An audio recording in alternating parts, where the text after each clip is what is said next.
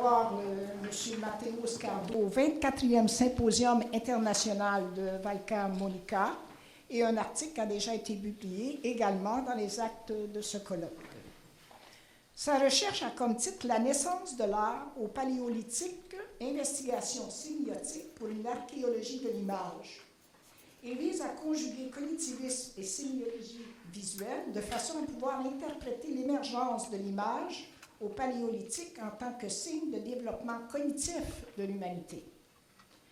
Gilles Durand disait dans le premier chapitre, justement, du structuralisme anthropologique de l'imaginaire, « Les images animales, ce sont les plus fréquentes et les plus communes. » À l'aide des analyses du professeur Georges Sauvet, dédiées aux productions européennes du Paléolithique supérieur, M. Scardo-Velli nous entretient sur la prégnance de sens que les images d'animaux ont eue à la naissance de l'art.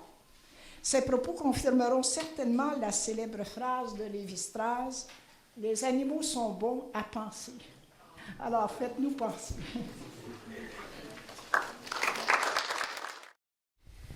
Bonjour, merci d'être ici. Merci aux organisateurs d'avoir réalisé tout ça. Je dois dire que c'est une conférence où on sent qu'il y a quelque chose d'intime et de très touchant. Donc, je pourrais commencer par m'excuser. J'ai un peu changé la trajectoire interprétative que j'avais annoncée dans l'abstract de ce colloque, de cette conférence. En fait, plutôt qu'un changement de la trajectoire, il s'agit d'un développement de la trajectoire. Donc, j'étais un peu plus loin, je crois, j'espère. Donc, j'ai trouvé des nouveaux paysages que j'espère pouvoir vous communiquer.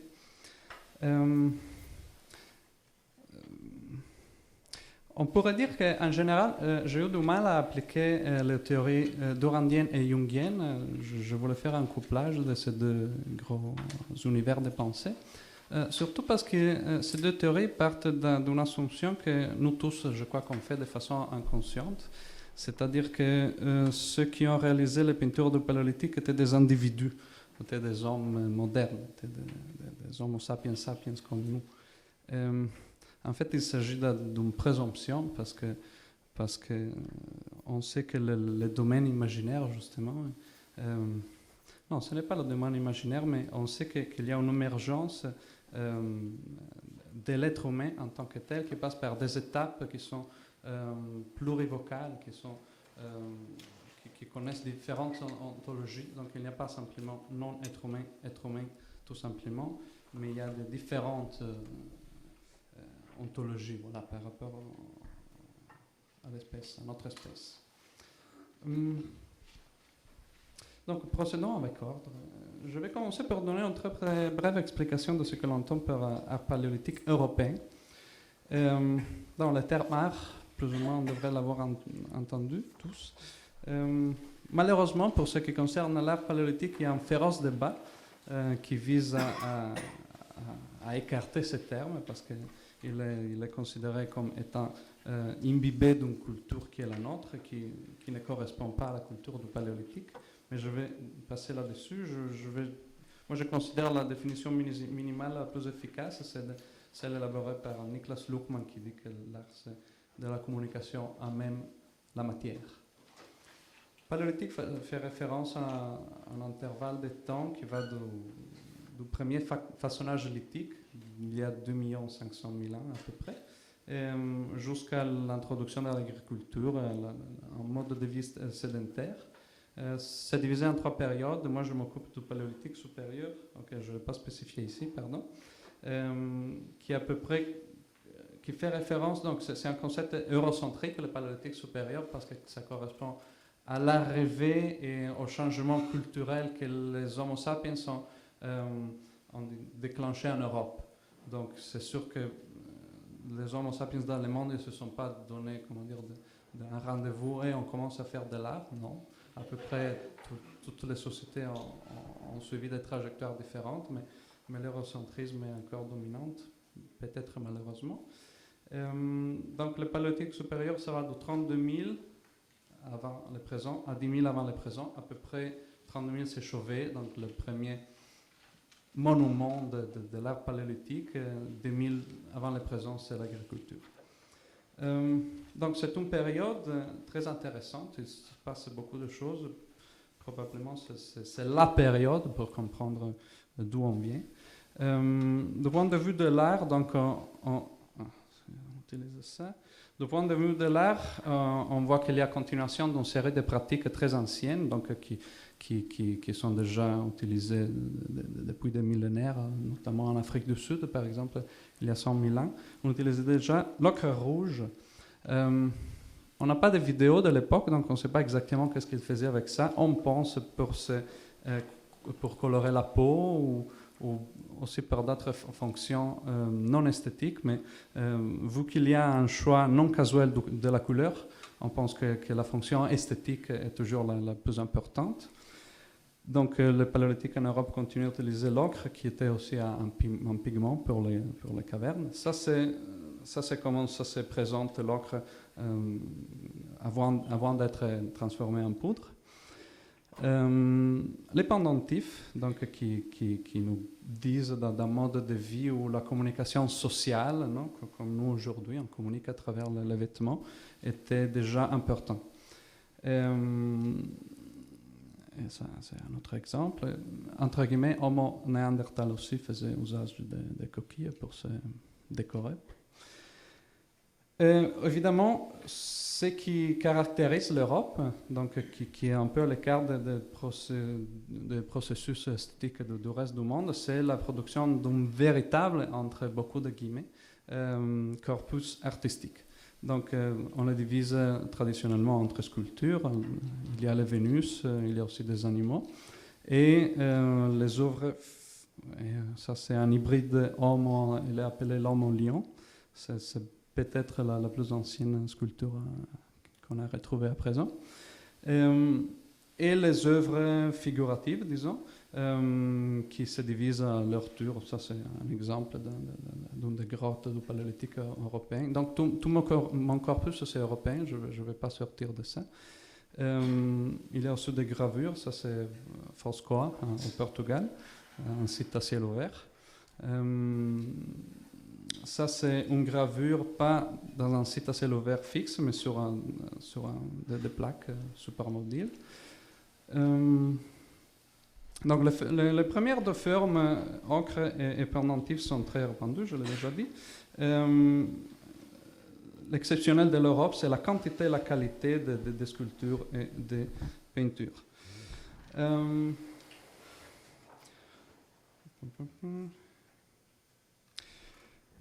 Il faut bien mentionner que ces repères ne reflètent pas que très partiellement la réalité de ce qui a été concrètement produit dans le passé. On pourrait penser, par exemple, s'il y avait un play, du théâtre qui mettait en scène Shakespeare, par exemple, qu'est-ce qu'il y aurait comme repère archéologique qui pourrait durer? Peut-être les crânes du fameux monologue, peut-être les épées de la scène finale. Qu'est-ce que diraient ces matériaux du réel, de la tragédie de Shakespeare? Pratiquement rien. Donc ceci pour rappeler que ce qu'on appelle l'art paléolithique pourrait ne représenter que rien d'autre qu'un ensemble, qu'une illusion d'optique. Donc l'ensemble, peut-être c'est dans nos yeux, pas dans la réalité matérielle, peut-être. Toutefois, ce qui reste, en tout cas, on a des repères, ça c'est un fait. Donc quelque chose a eu lieu, comme disait Barthes à propos de la photographie. Donc quelque chose qu'avec humilité et ouverture épistémologique, on peut essayer d'analyser avec les moyens dont nous disposons. Nous pouvons dire que la presque totalité de cet art pivote autour du grand thème de l'animalité, mais toutefois, il y a 3 catégories majeures. Moi, je vais continuer l'analyse seulement sur l'animalité. Donc, les animaux sont surtout représentés par des grands herbivores, avec des exceptions. Alors, ça, ce sont les grands herbivores. Mais il y a des exceptions. Donc, il y a des oiseaux, il y a aussi des serpents quelquefois, mais malheureusement, rien de jungien ou de durandien. Il n'y a pas de roboros. Des félins aussi. Donc, les carnivores ne sont pas très représentés dans l'art des cavernes. Ça, c'est un pingouin, très, très bizarre. À Marseille, il y avait des pingouins il y a 30 000 ans. Et des poissons aussi. Selon une analyse statistique que Georges Sauvé, comme on l'a mentionné tout à l'heure, a menée sur 99 sites comportant 3295 unités figuratives, images, pour faire bref, seulement 14 catégories animales, donc c'est énorme, hein, parmi 3300 images, seulement 14 espèces animales sont représentées avec un pourcentage majeur de 0,5%. Donc ça c'est la statistique. Et lui aussi il prend encore plus uniquement européen pour donner une cohésion. Évidemment, pas toutes les espèces animales sont les mêmes dans le monde, donc il aurait été insensé de le faire à niveau mondial. Les animaux représentés sont représentés de façon les plus disparates. Donc on trouve la gravure, la peinture, on trouve les animaux représentés par silhouette, par polychromie, qui représente aussi les nuances de la fourrure. On trouve des images complètes, parfois des images incomplètes, comme ça.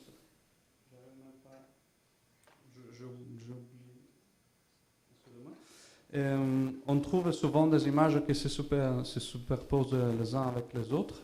On trouve des images le plus souvent des profils, très rarement des faces ou des dos. Dans certaines mythologies encore actuelles, l'animal de face ou de dos est censé rentrer ou sortir du paroi. Donc il y a une utilisation vivante de l'espace. La surface n'est pas comme une feuille blanche, donc il pourrait être quelconque surface. La surface est intégrée à la création. Il y a parfois des animaux qui naissent, dont les formes se croisent, ce qui est tout à fait... On pense qu'ils communiquent quelque chose, parce qu'évidemment, ce n'était pas la surface rocheuse qui manquait dans la préhistoire. On trouve le plus souvent des espèces reconnaissables. Ici, c'est un exemple de figuration incomplète. Ici, c'est un exemple de scène. Le plus souvent, on trouve simplement l'objet, donc l'espèce, l'animal, sans qu'il y ait une interaction. Rarement, on la trouve.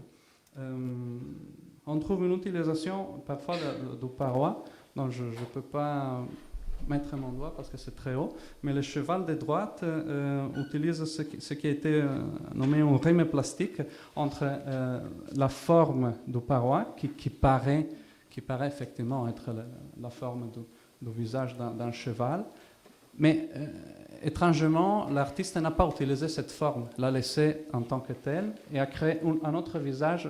C'est très obscur, ce n'est pas très clair. En tout cas, le visage, c'est très petit de ce cheval. Ce qui a été remarqué. On trouve des espèces d'animaux qu'on ne peut pas classifier. On n'a pas une certitude, par exemple, de celle-ci. Cette figure qui est appelée la licorne aussi n'a pas été clairement attribuée à une espèce animale. Donc, pour ce qui concerne les scènes, il y a différentes interprétations.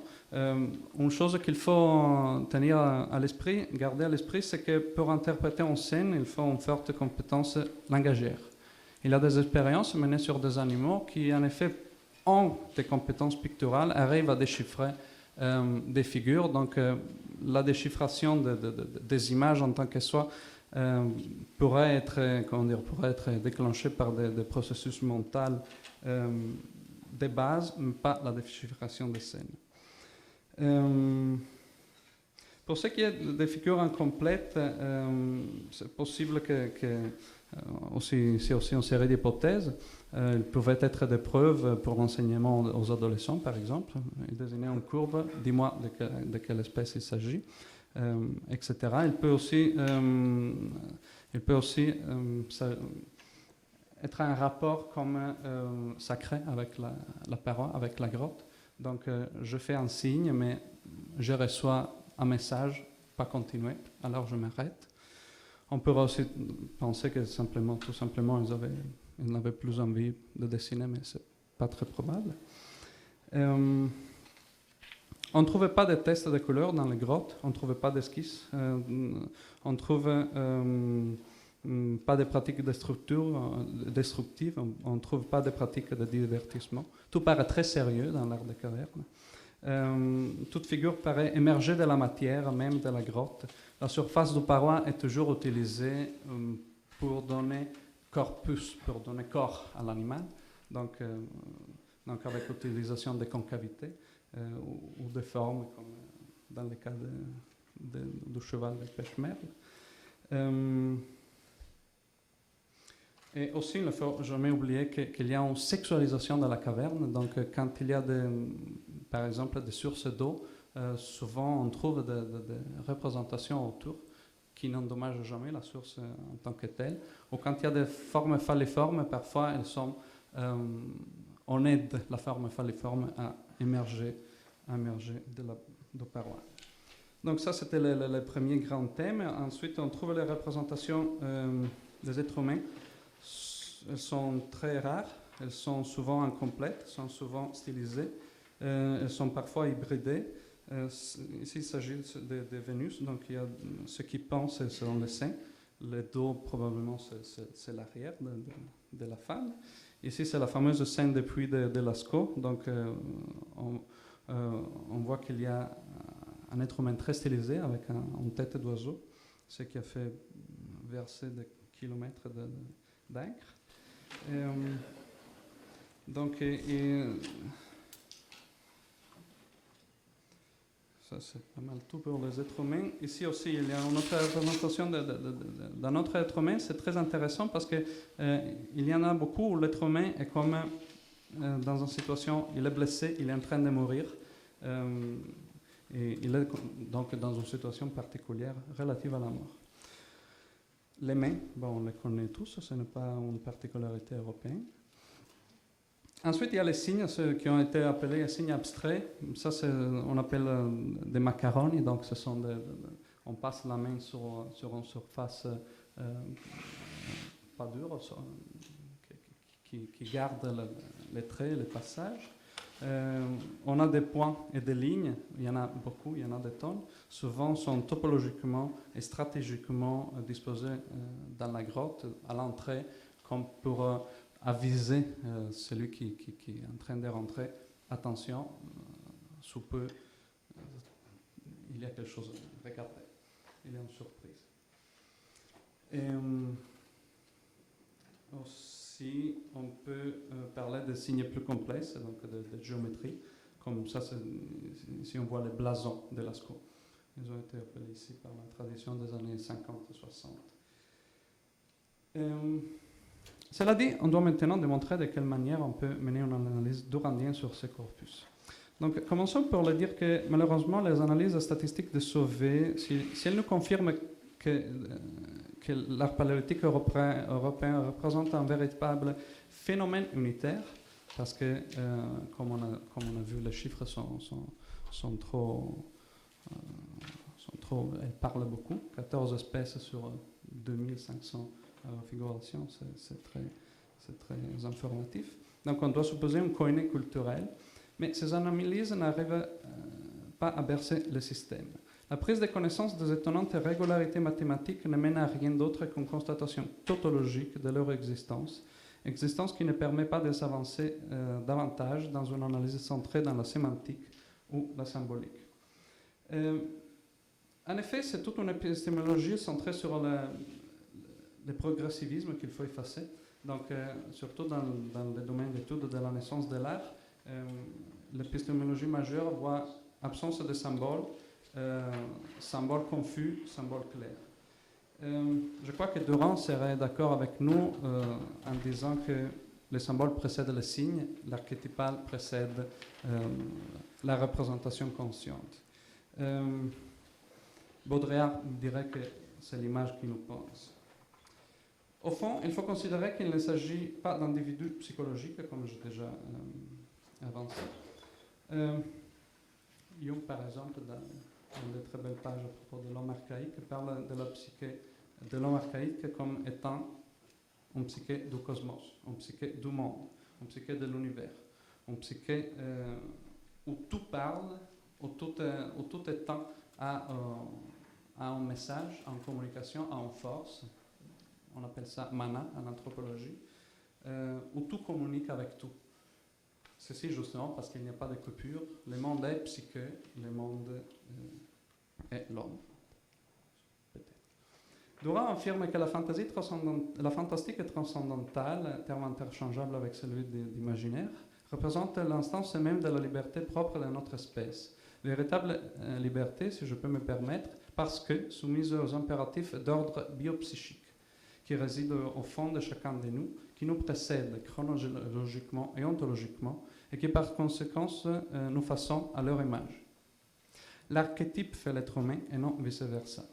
Durand parle en conséquence de la trajectoire anthropologique. Le concept de trajectoire anthropologique, c'est fondamental aussi pour moi, pour mes analyses, qui permet une incarnation, selon une procédure presque alchimique, on peut dire, de l'archétype dans les symboles. L'archétype est fixe et immuable, tandis que le symbole manifeste toute sa puissance parce que indéterminé et indéterminable, ambivalent, plurisémantique, plurisémasiologique. C'est précisément cette ouverture des sens qui rend un symbole apte à rentrer dans tout mécanisme anthropologique, à faire partie des grandes trajectoires de l'imagination humaine, enfin, apte à faire converger les significations avec leur portée d'ombre, seule garantie de complétude pour ce qui concerne les êtres humains, au moins d'après la chute du paradis. Je vais revenir sur le mythe. Selon cette perspective, les symboles sont porteurs de valeurs lumineuses, se chargent de valeurs archétypales qui les rendent puissants, bénéfiques ou dangereux, peu importe. C'est l'écho des différentes strates qui composent les symboles qui, en s'appelant les uns les autres, leur donnent valeur, ampleur, importance, force et pouvoir. Pour ceci faire, un symbole a besoin de se mettre à l'écart du naturalisme, où le procédé basilaire est sans doute celui de l'euphémisation. Si l'on fait un exemple, on peut prendre le symbole du cheval.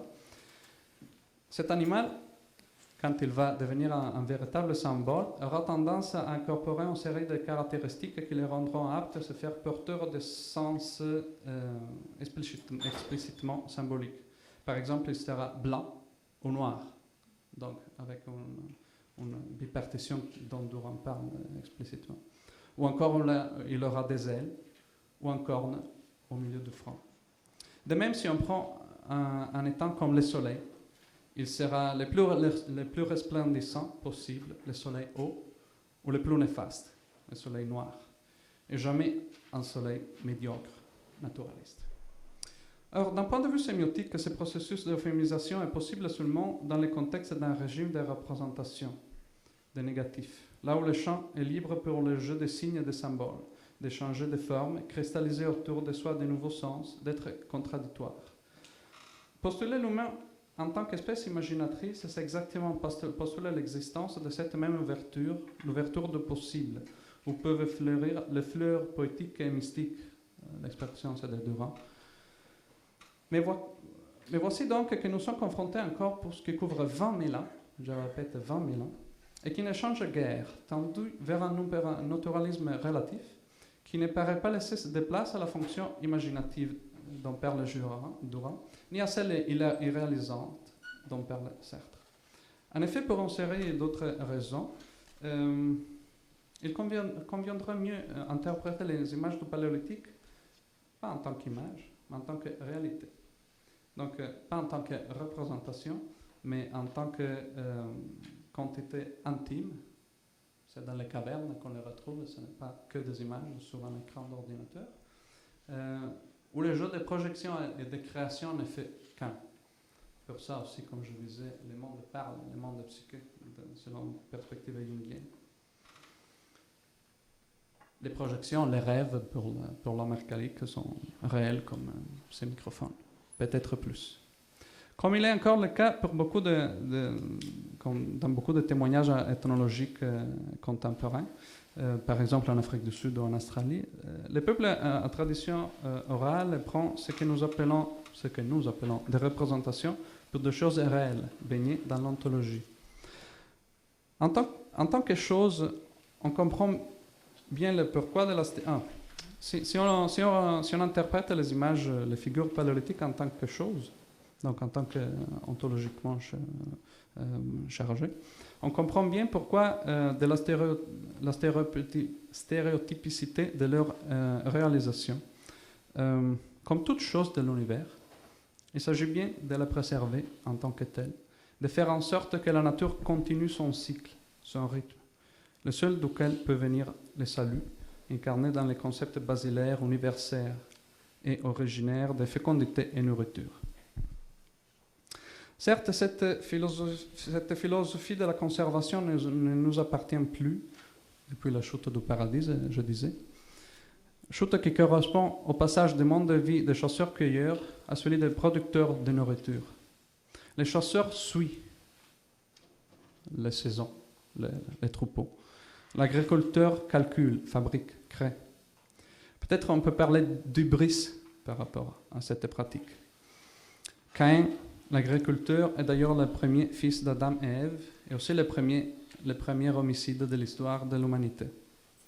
De ce point de vue, on pourrait dire que Caïn est fils de la gourmandise dont sera coupable Ève. Gourmandise qui nous a condamnés à vivre une existence mortelle, seul parmi les vivants.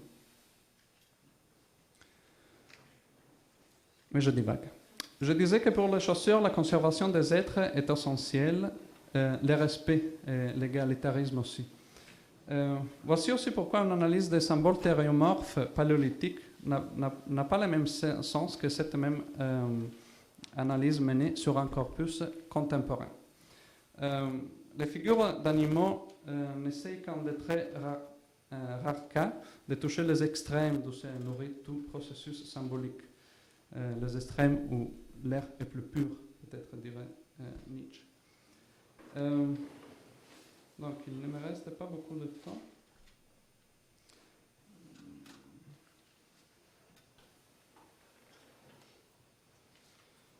Donc ce dont je voulais parler ensuite, en disant que c'est possible de mener en effet une analyse d'Orandien seulement si on considère le régime nocturne, celui par exemple de la deuxième partie de structure archétypale de l'imaginaire.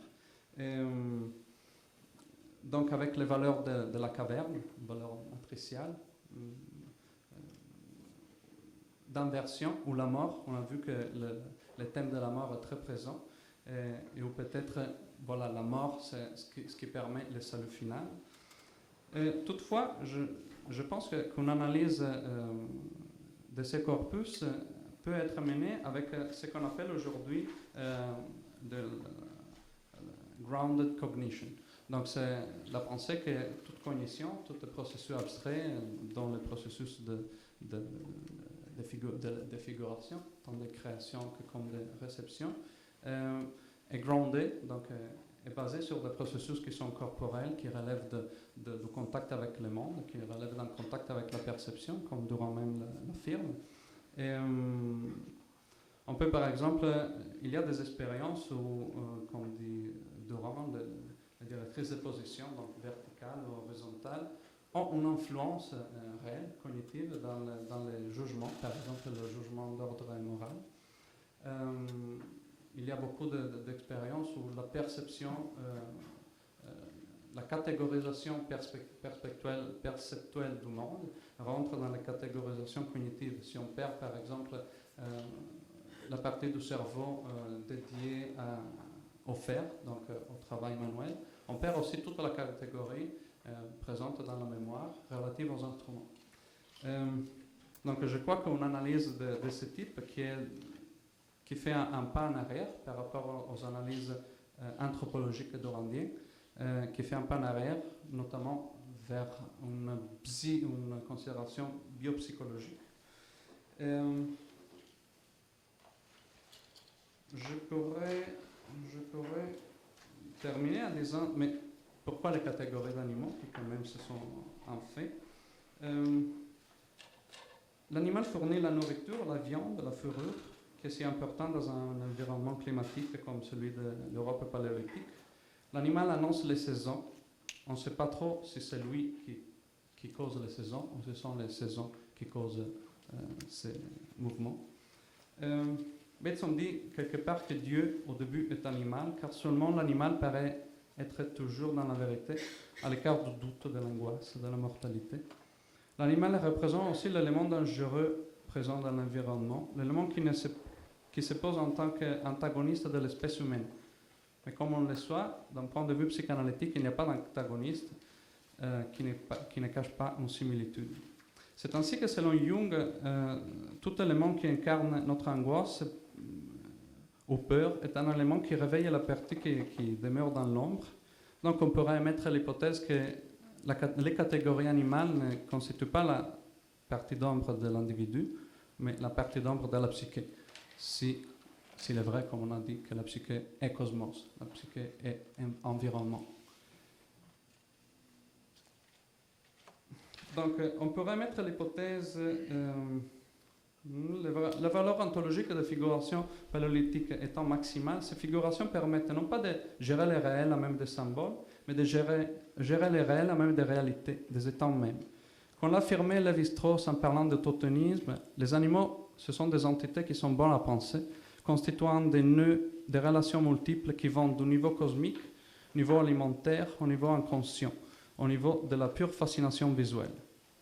Les humains seuls, face à un univers qui ne parle que par des hiérophanies et jamais clairement, sont obligés d'incarner leur cognition à trouver les éléments les plus saillants de l'environnement pour trouver une clé qui sache ouvrir la porte de la totalité anthropocosmique. Merci.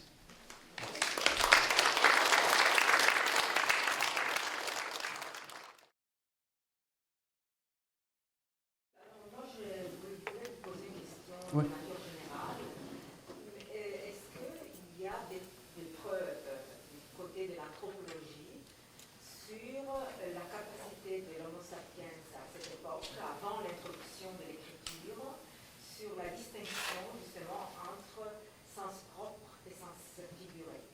Est-ce qu'il y a moyen de déterminer si c'est vraiment la grande invention de l'écriture qui a fini par le développer, parce que le symbolisme est autre chose que l'articulation de sa propre figurée, n'avait pas cette conscience-là, parce que les animaux, tout au cours de notre tradition écrite, ont été allégorisés des orbes à la fontaine, c'est-à-dire jusqu'à la publicité dans le monde contemporain avec Tellus et les Tellitaires. Donc ils ont pris vraiment une place fondamentale dans tout le parcours de l'imaginaire occidental et oriental. Alors, la question est, est-ce qu'il y a des preuves, est-ce qu'il y a moyen de déterminer si, avant l'invention de l'écriture, avec les documents précis, il y avait cette articulation qui guidait la main des artistes, des artisans, leur permettant d'être conscients, de différencier le sens propre du sens figuré. Parce que sinon, il n'y a pas moyen de déterminer s'ils sont naturalistes ou bien symboliques. Parce que ce sont des catégories qu'on ne peut pas appliquer s'il n'y avait pas cette. Donc, c'est une question très intéressante. Il y a un danger, c'est-à-dire, on a des preuves, ce que vous appelez des preuves dans l'ethnologie contemporaine. Donc, il y a heureusement plein de peuples qui n'ont accédé ou qui ont accédé récemment à l'écriture. Donc, on peut leur demander qu'est-ce que c'est ça, qu'est-ce que c'est ça. Et c'est toujours très intéressant d'échanger avec eux. Donc, on pourrait dire que, oui, pour eux, sens figuré et sens propre sont les mêmes. Voilà, j'étais en Afrique du Sud, donc un petit exemple, comme m'a raconté, je n'ai pas assisté. Donc il y a des rites chamaniques chez les Bushmen, puis à un certain moment, il y a des chamans qui rentrent en transe, puis qui tombent par terre, et les autres disent « il est mort ». Donc il y a l'anthropologue qui demande « mais comment il est mort? Il n'est pas mort, il respire. » « Non, non, il est mort. » Donc l'anthropologue insiste pendant 10 minutes, mais comment? Il est mort comme si quelqu'un était tué par un autobus. Il dit, oui, exactement pareil. Bon, après, il va se réveiller. Mais, non, ça, c'est très intéressant. Le danger, c'est que c'est dangereux de faire une comparaison des peuples actuels qui ont subi une évolution, eux aussi, du paléolithique, avec les endopaléolithiques. Finalement, on peut dire que les deux catégories sont vraiment unies dans on peut même dire que, oui, que le sens est tellement groundé qu'il n'y a même pas de sens en réalité. C'est tout. Il y a une imminence des états de cognition, de perception. Ce que je pense, mais jamais personne ne va me le prouver. Voilà. Alors il y a Gers Boas qui a beaucoup travaillé sur cette question, n'est-ce pas? Mais ce que je voulais commenter, c'est deux points. Premièrement, la théorie évolutionniste, qui est, selon beaucoup de studieux maintenant, le mythe fondateur de la culture occidentale, parce que si nous avons un temps circulaire, il n'y a pas d'évolution, n'est-ce pas? Alors quand on met les choses au niveau de l'évolution, on fait ces distinctions. C'est-à-dire, est-ce que l'homme, avant, il pensait je ne sais pas comment, et est-ce que maintenant, il pense je ne sais comment? Mais l'homme, il pense tout le temps. C'est toujours le même, en fait. Et Durand dit ça. Durand a de fortes critiques sur la théorie évolutionniste. Donc, bien sûr, l'homme a toujours symbolisé. C'est impossible de penser, dit Durand. On ne pense pas sans symbolisation. On n'appréhende pas le monde sans symbolisation. Donc, on a obligatoirement toujours les deux significations. Oui, tout à fait. Sauf que, comme l'a dit Durand aussi, les symboles aujourd'hui, donc il parle aussi d'une pédagogie. Les symboles aujourd'hui, il est censé recréer une situation d'union, donc avant la chute ou avant la division, avant la cognition, avec la représentation, avant le négatif. Donc les symboles aujourd'hui en fonction de salut, si on veut dire, de salut mental, de mise en harmonie de tout comme ça. Donc postuler que le symbolisme, comme on le connaît aujourd'hui, était présent autrefois, je ne crois pas. C'est pas la même chose. Il y avait une dimension symbolique dans la représentation, pas la même. Oui, mais je discorde aussi de la question. On en discutera. Parce que du coup, et en tout cas aussi, justement, le temps circulaire, c'est pour ça que seulement nous, avec l'agriculture, on est mortel, avec la production. Avant, on n'était pas mortel, on était immortel.